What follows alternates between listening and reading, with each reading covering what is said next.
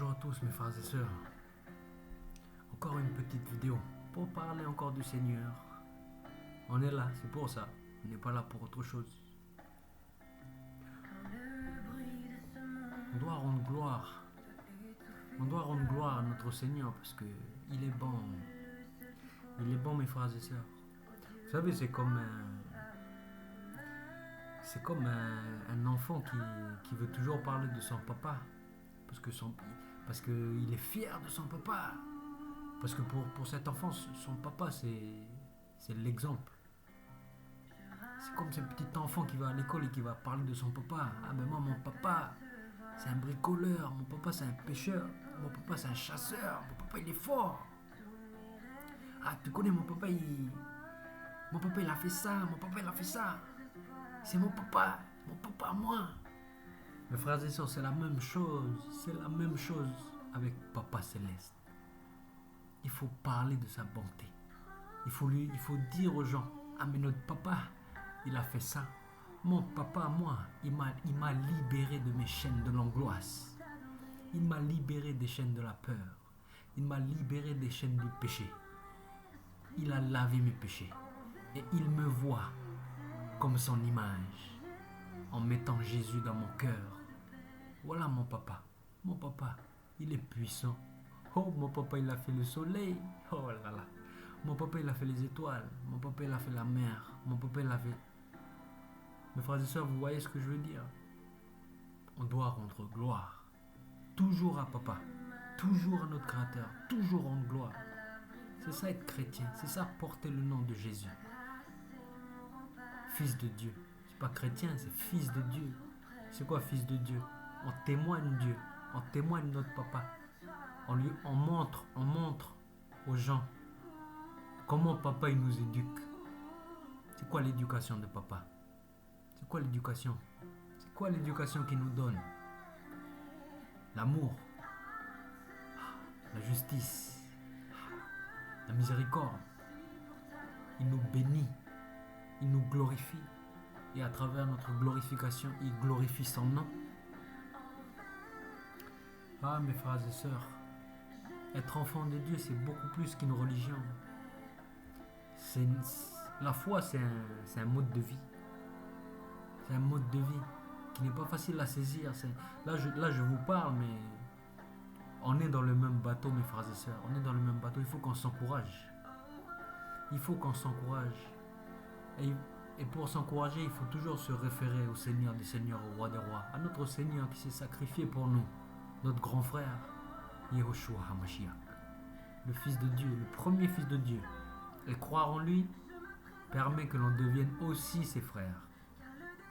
Mes frères et sœurs, ce n'est pas une religion, mais c'est bien la réalité. La réalité que ce monde a essayé de cacher pendant des années. Par l'athéisme, par le fait que les sciences expliquent le monde. Mes frères et sœurs, ne tombons pas dans ces pièges-là. Ne tombons pas dans ces pièges-là. Restons attachés à la vérité, à la seule vérité. Quand vous voyez le ciel, quand vous voyez la mer, ça se voit, ça se sent qu'il y a quelque chose. Il y a une transcendance, il y a quelque chose au-dessus. Il y a une puissance, mes frères et sœurs. Aujourd'hui, ce message, c'est pour vous parler de l'amour. Voilà, on sait que papa, c'est justice, c'est sainteté, c'est amour aussi. Mais l'amour, je pense que l'amour, elle est au-dessus de toutes ces choses. On n'oublie pas. On n'oublie pas la justice, on n'oublie pas la sainteté, on n'oublie pas tout ça. Mais l'amour, mes frères et sœurs,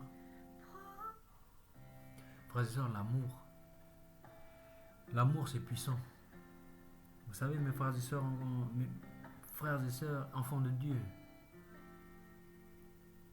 la meilleure moyen de résoudre un problème dans notre vie, c'est l'amour. Comment notre papa, il faut prendre un exemple sur papa, comment papa il fait? Comment papa Céleste, il a résolu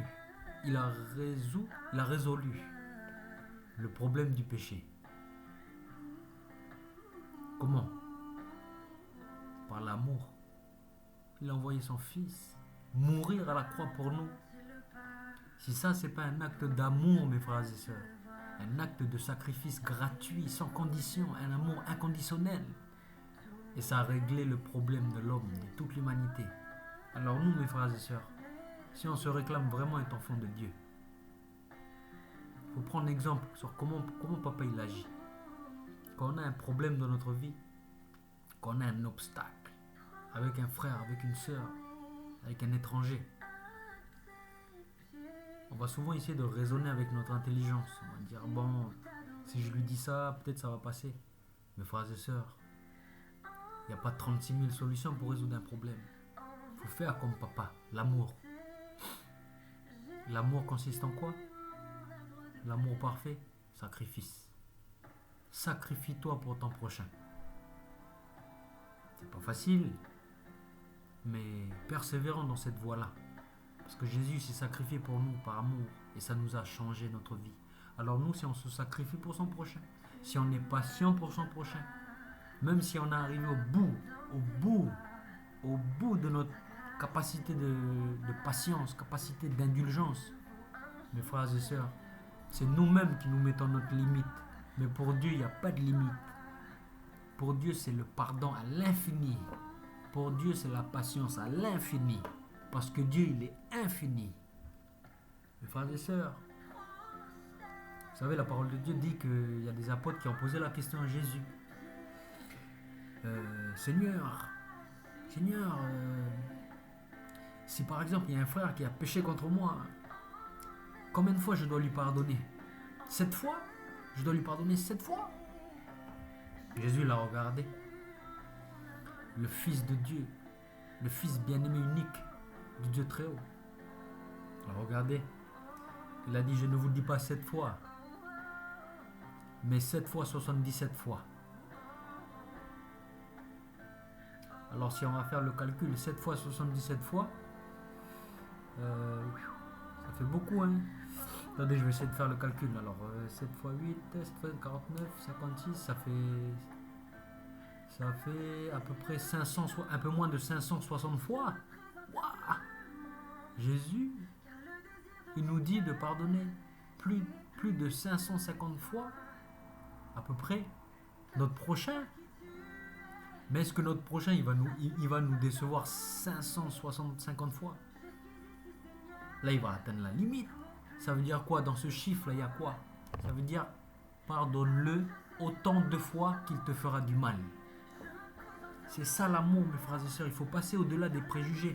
Il faut passer au-delà des limites que l'homme se fixe. C'est ça être enfant de Dieu. Tu pardonnes ton prochain. Il t'a fait du mal, tu lui pardonnes. Tu lui montres de l'amour. Tu pries pour lui. Tu pries pour qu'il change. Tu pries pour qu'il connaisse le Seigneur. Tu l'aimes, tu l'aimes, tu l'aimes, tu l'aimes. En fait, tu le tapes à coups d'amour. Tu le tapes à coups d'amour. Amour. Et au bout d'un moment, bah, il va prendre conscience. Il va prendre conscience, mes frères et sœurs. Il n'y a que l'amour qui fait prendre conscience les hommes. Il n'y a que l'amour de Dieu qui a fait prendre conscience à l'homme qu'il avait besoin de son Père, qu'il avait besoin de son Créateur. Il n'y a que l'amour à travers le sacrifice ultime de Jésus qui parle à ton cœur. Donc si tu veux régler un problème dans ta vie, mon frère, ma soeur, ne va pas aller voir quelqu'un, ton cousin, pour aller bagarrer ou pour aller régler ton problème. Ne va pas aller critiquer le frère là qui t'a fait du mal ou la soeur là qui t'a fait du mal. Ne va pas aller parler derrière et puis cracher derrière son dos. Et puis après tu vas te dire, c'est bon, j'ai bien mal parlé d'elle, c'est bon. Mon frère et soeur, ne fais pas ça, mes frères et sœurs, ne tombez pas dans ce piège-là. Mais va voir ton frère. Va voir ton frère en face de lui. En face à face, mes frères et sœurs. Face à face, tu vas le voir. Et tu lui dis, face à face, ce qui ne va pas. Tu lui expliques, mais avec douceur, avec amour. Tu lui expliques que malgré tout le mal qu'il t'a fait, toi tu continues à être là pour lui. S'il a un problème, tu seras là pour lui. Parce que nous, on n'est pas des enfants de ténèbres. On n'est pas des enfants de la perdition. On est des enfants d'amour. On est des enfants du Papa très haut qui s'appelle amour, qui s'appelle justice, qui s'appelle équité, mais qui s'appelle surtout amour, miséricorde. C'est ça que tu dois montrer à ton prochain, afin de glorifier le nom. Le but, c'est de glorifier le nom de papa. Glorifier ton papa là, qui t'a éduqué à travers son Saint-Esprit. Il a gravé ses lois dans ton cœur. Frères et sœurs, c'est ça l'amour. Ah, en Nouvelle-Calédonie surtout, voilà, avec ces histoires de terre, ces histoires de colonisation, il y a une part de vérité dedans. C'est que la colonisation, elle s'est faite à travers le sang, à travers des victimes. On ne peut pas renier ça. Mais ce qu'il faut se dire, c'est que justice sera faite un jour. C'est pas à l'homme d'établir la justice. C'est pas à l'homme d'établir la justice. Il ne faut pas se tromper de combat, mon frère, ma soeur. Il ne faut pas se tromper dans le combat. On est trop charnel si on réfléchit comme ça. Vous savez, la parole dit que Dieu il a remis le jugement entre les mains de Jésus. Ça veut dire que c'est Jésus qui va juger le monde. Un jour, il y aura la justice. Ne vous inquiétez pas. Il y aura la justice sur toutes les injustices que vous voyez, que vous réclamez, que vous criez fort. Il y aura. Soyons patients parce que quand ça va arriver, voilà, ça va arriver et on va être rassasié de justice. Mais là, on est dans une période de grâce, dans une période d'amour. Donc pardonne ton frère. Si le Kanak il a un problème avec le Wallisien, si le Kanak il avait un problème avec le Colon, le Français, le Métropolitain, pardonne.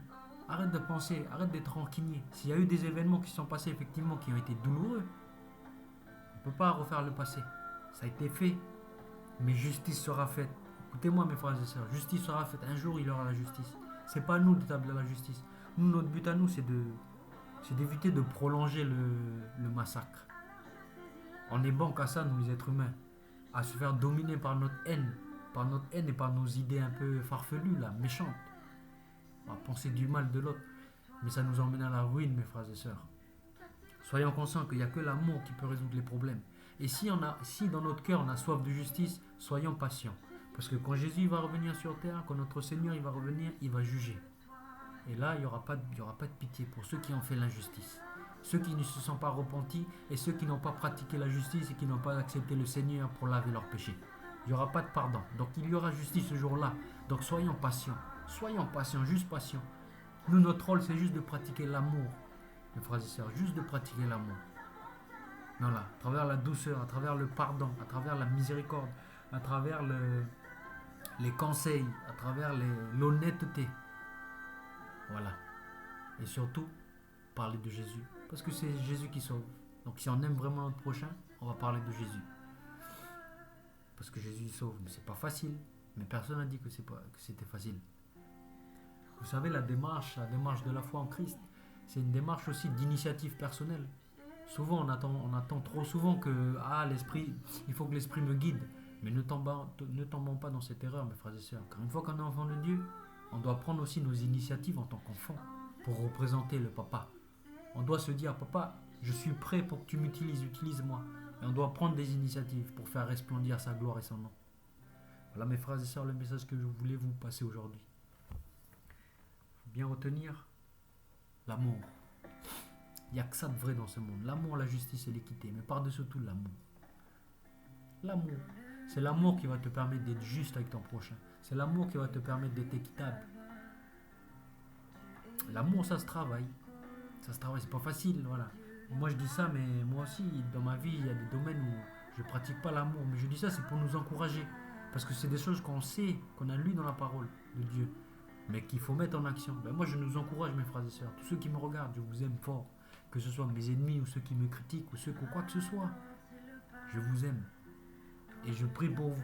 Je prie pour que le Seigneur de l'univers, celui dont le nom est au-dessus de tout nom, il se révèle à votre cœur, il se révèle et il frappe à votre porte. Et je prie surtout pour que vous acceptez son appel, afin que votre vie change et que vous ayez la vie éternelle en son nom. Voilà mes frères et sœurs. Oh, vous savez, en son nom, on a la victoire. On a la victoire sur tout. On a la paix dans notre cœur. On a la victoire sur les problèmes. Même s'il y a des problèmes, c'est la victoire quand même. Même si on a des maladies, c'est la victoire. Il y a la guérison qui arrive. Il y a la vie. Dans le nom de Jésus, il y a la vie, il y a la résurrection. Il y a la guérison, il y a la bonté, il y a l'amour. Donc c'est très important de prendre ce nom-là et de l'utiliser et de le chérir afin de glorifier le Père Céleste au-dessus des cieux. Voilà mes frères et sœurs, ce petit message que je voulais vous dire aujourd'hui. Soyez bénis mes frères et sœurs. Soyez bénis par le nom puissant de Jésus-Christ, celui qui est assis à la droite de Dieu le Père. Oh, soyez tous bénis mes frères et sœurs. Ceux qui écoutez cette vidéo, soyez bénis abondamment, bénis par le nom de Jésus. Oh oui, qu'il fasse remplir votre âme, votre esprit de son Saint-Esprit, mon Seigneur. Oui, remplissez, mon Seigneur, remplissez notre esprit afin que nous puissions parler avec toute assurance, mon Seigneur. Parler en l'honneur de votre gloire, en votre nom, mon Seigneur Jésus-Christ, dans le nom de Jésus. Amen. Voilà, mes frères et sœurs, soyez bénis et que le nom de Jésus soit gravé éternellement à votre tête et que ce soit un tatouage ici sur votre front. Quand on sort dehors, on représente Papa. On est des soldats du Christ, on représente Christ. S'il y a un litige, on est là pour régler dans l'amour, mais avec le nom de Jésus comme pouvoir. Voilà, mes frères et sœurs, soyez bénis, abondamment bénis. On n'est jamais parfait dans cette vie, mes frères et sœurs. Moi, personne n'est parfait. Mais en tout cas, on essaie de devenir comme notre Seigneur nous a montré un exemple d'amour. On essaie de devenir comme ça et il nous aide à travers le Saint-Esprit. Et quand tu revêts Jésus-Christ, aux yeux du Père, là, tu es pur, tu es saint. Et quand tu te revêts de Jésus, tu as envie d'être pur, tu as envie d'être saint. Donc tu chemines vers la sanctification. Voilà, mes frères et sœurs, soyez bénis. Bonne soirée ou bonne journée. Amen.